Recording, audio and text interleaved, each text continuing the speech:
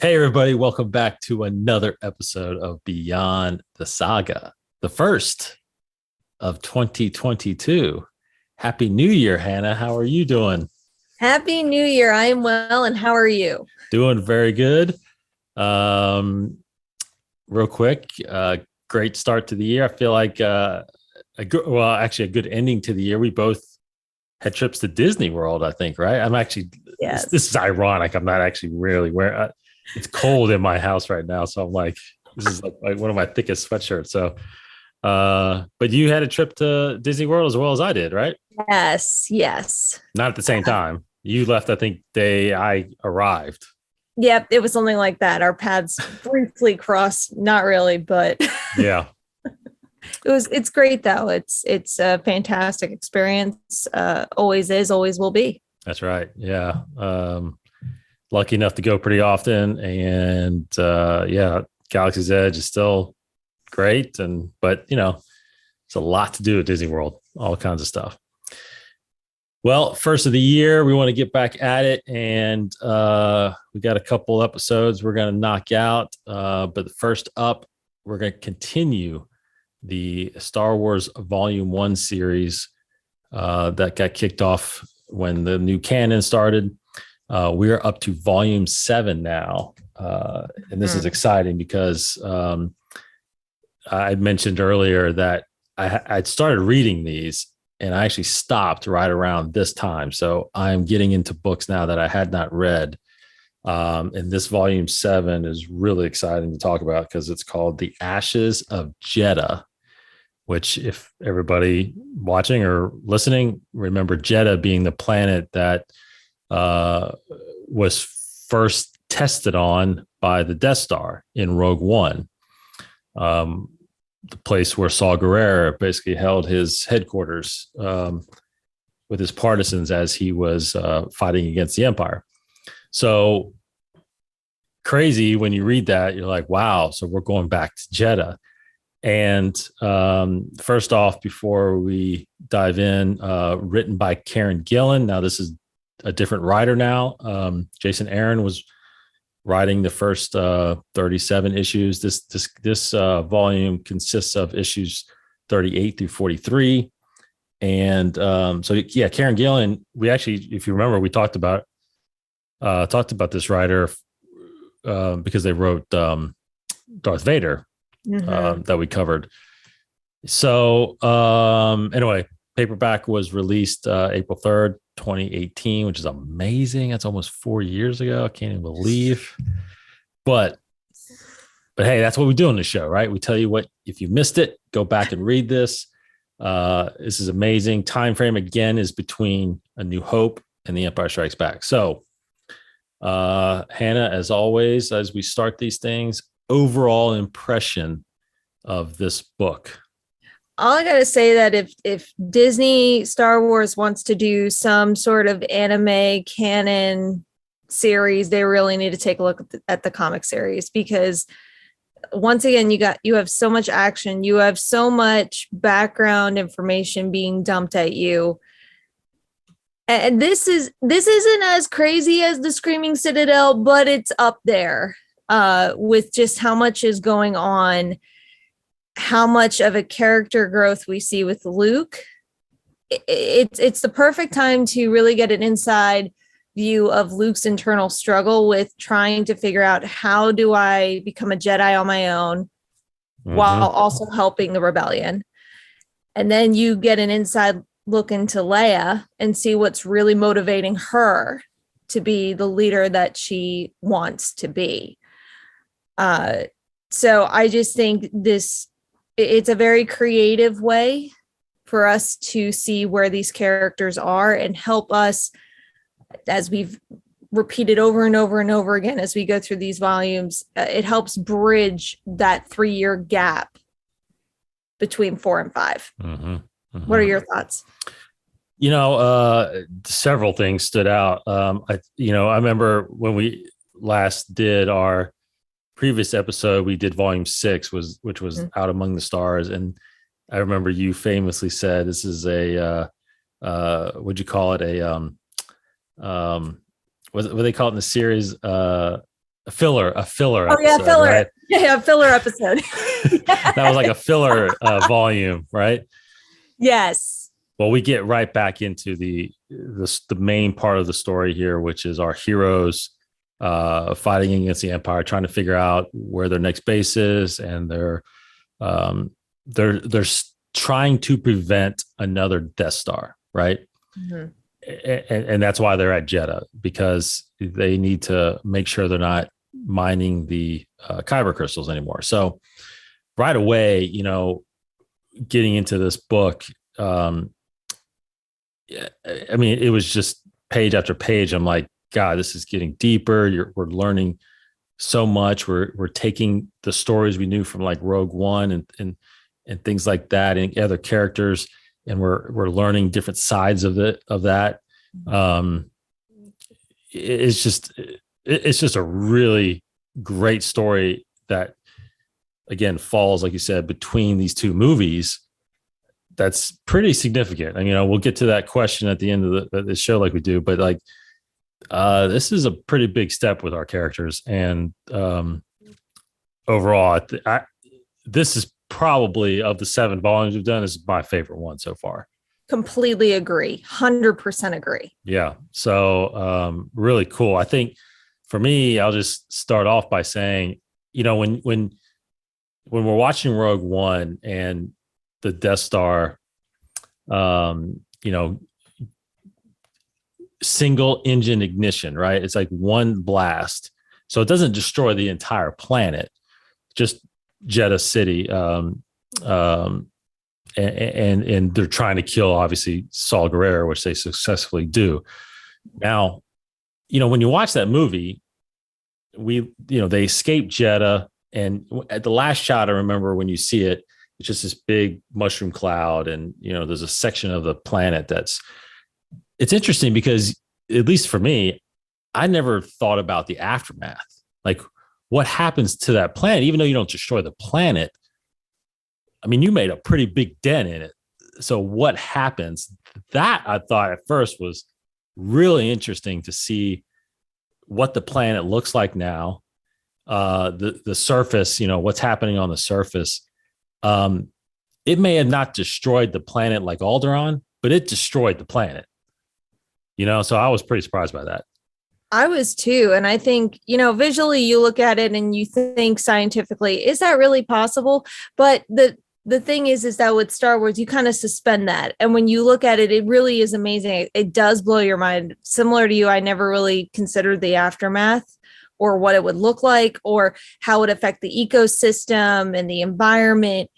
And so it's a weird planet. It's bizarre. So right away, when you get introduced to that environment, you're immediately pulled in, because right, what the heck is happening?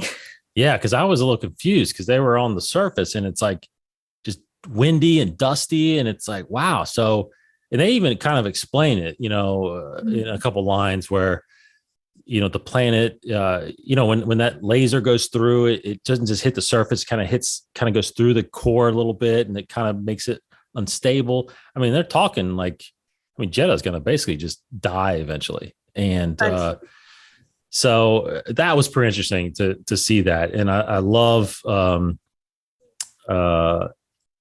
my favorite, probably, to be honest, like my favorite part about this book too was the references to Rogue One. You had the rebel character that was Alliance character, and now sitting in with the partisans. I forget her name, but she, she knew Jin. She was at Yavin. She was upset that she couldn't make that. She would have went with them and broke the rules to go to Scarif. Again, there's just little things like that. It really adds to the lore and the big overall story of Rogue One, because, up until just a few years ago when Rogue One came out, it was like, we just expected that somehow Leia got the plans and Luke destroyed the Death Star based on those plans and using the Force.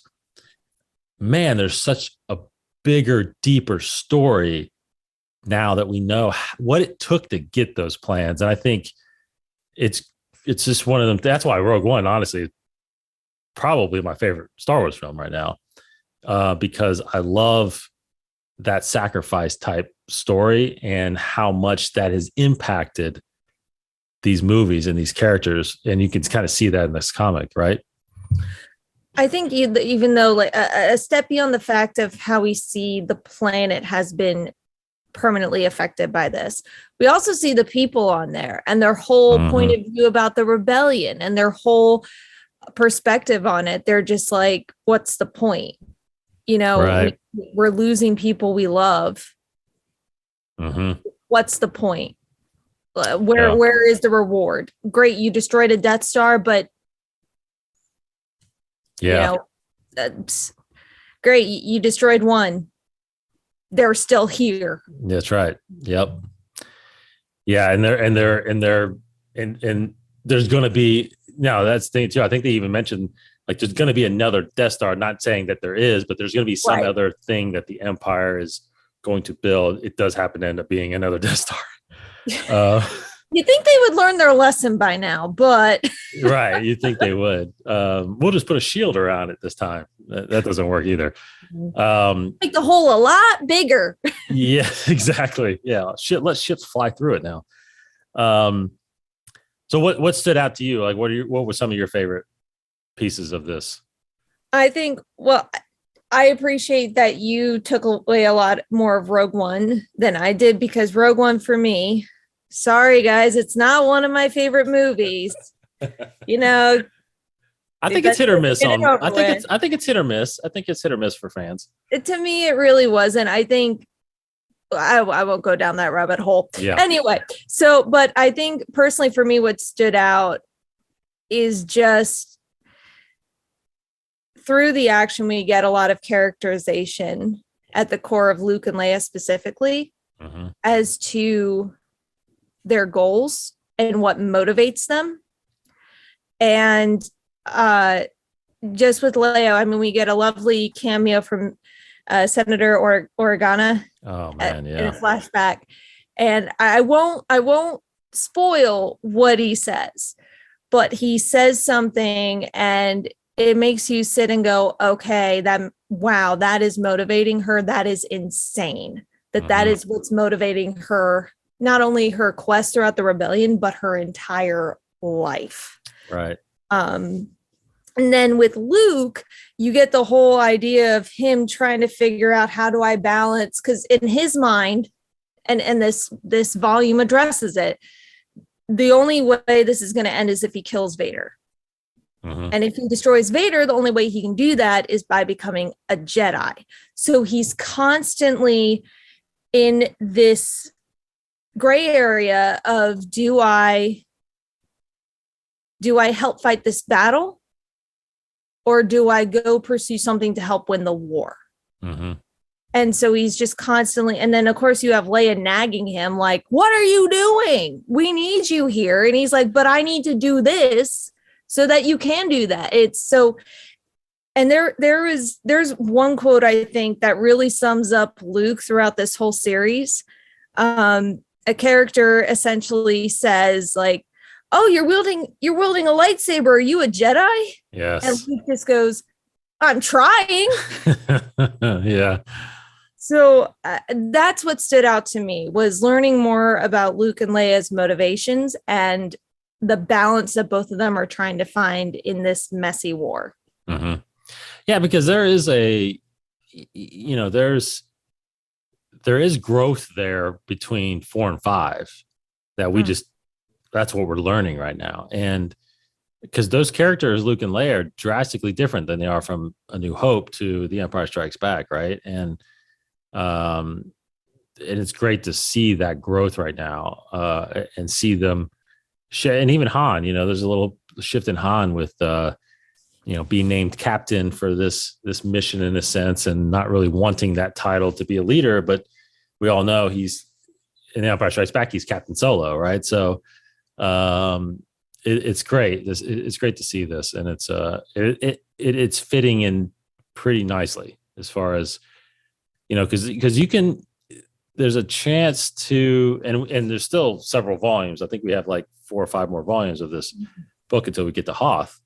But there's a chance, you could overextend yourself with these stories, and then it kind of doesn't line up. Like these characters could almost learn too much or be beyond what they are in Empire. So there's a good balance there, and I think they're doing it right now. Mm-hmm. I completely agree. It'll just be interesting to see where we go from here and how it all segues into Hoth. Absolutely. So there are definitely, the great thing about this book too, there are definitely some twists and turns. Yes. Yeah, so we won't talk about those and spoil those, but there are some great reveals that really finished up this chapter, and some of it definitely for me was unexpected. Same. Yeah. So, but overall, fantastic addition to this comic line here. So we touched on it briefly, but what's your level of significance now for these characters during this time, as well, to kind of lend a perception of this into the films? I mean, definitely has gone up. Mm-hmm. I think it's a near perfect volume in my opinion, just between, while still keeping it exciting with the action, while having a lot of twists, and by having great characterization and even humor in there. Yep. What more could you ask for with a Star Wars comic? Yeah, totally. I think, as far as, significance to the saga, I think this is I think this is probably the biggest storyline in this comic series right now. The biggest significance to these characters, and just because, again, it wraps up, or it branches out into these other characters in these other locations that we're already familiar with, right? Mm-hmm. Because I didn't mention either, really. The character that they're tracking down is one of Saul's partisans, right? Saul, has become a pretty iconic character right now, right? Even though he hasn't really been in all that much. He's introduced in the Clone Wars. He ends up being in Rebels, ends up being in live action in Rogue One briefly. But it sounds, his name keeps getting brought up. Saul Guerrero this, Saul Guerrero that, and he had a big war going on. That wasn't part of the alliance. They can never really work together. So he's touched a lot of people, and he's done a lot of things, a lot of bad things. But the partisans, and there's a couple books out there too that I suggest that readers would pick up. One is Battlefront 2, which is Inferno Squad. That deals with a lot of the partisans as well. Rebel Rising, which is the Jyn Erso story, pretty much prior to Rogue One. All that's about Saul and his partisans. You learn a lot about them. We need to cover those books at some time, but there's a lot of story there with the partisans and with Saul and his way of life and the way he motivated people and led people. It's pretty neat. I like the character of Saul, but anyway, that's where I'm getting at, is I think this is a pretty big, significant book when it comes to connecting to Rogue One and Jedha and our main characters and how that feeds into them going forward. I think it's very, very significant. I think it is too. And then I think another thing that's important is that what they did was they went back to history, to learn from their mistakes and to learn to prevent it from happening in the future. That's one of the key strategies out there. Yes. So you got to recognize the elephant in the room. And I'm really glad that they did that through this comic. I did too. Final thoughts and rating? For me, it's a 4.75 stars out of 5. So wow, yes, yeah, nice. you got to read. If you don't read any of them, which if you don't, you kind of lose some of the context and some things don't make sense. But if you're only going to read one at this point, this is the one I'm going to tell you to read. That's true. That's true. Yeah, I think it helps. Like you said, yeah, I think it definitely helps. But it does just drop you right in. I'm giving it a 5 out of 5. This is good. It's really good. I don't know if I could. I mean, right off the top of my head, I don't think anything bad. You know, there's nothing bad about it in it right now. So Vader's not in it. Maybe that's a bad thing, but it's not that bad, you know, because Vader's always in the background. You know, he's always in the background. He's referenced quite a number of times by various different characters. So we'll count that. There is a bad Imperial in there. So yeah, there you go. You get some of that, but anyway, fantastic book. Everybody should go check that out. Again, volume 7 of Star Wars, The Ashes of Jedha, which is followed by, you said where we go from here. Volume 8 is called Mutiny at Mon Cala. So where it looks like we might go to Mon Calamari. And I guess I'm just guessing because again, I haven't read it either. So yeah. We'll see. I'll be up next in a future episode of Beyond the Saga. Thanks for joining us. Again, keep coming back here for more. We're gonna get, it's the new year, right? We're gonna get a little more of a regular schedule here. So I will say that pretty much every, I don't know. I was talking to Hannah a couple of days ago, like because we do these more often, I feel like this might be its own little release schedule, maybe on Wednesdays or something like that. And then the other shows we got going on might be on Mondays. And of course, Inside the Force is weekly on Fridays. So I don't know, working on that, but it will be kind of a regular thing. And I thank Hannah for definitely joining me on this journey. Well, thank you for bringing me along and inviting me on it. Well, of course. Hey, as long as you're willing to read some stuff, we got stuff to talk about, right? Because there's a big library of stuff. Just a quick mention too, since we are talking about books, wave 3 of the High Republic just started the other day.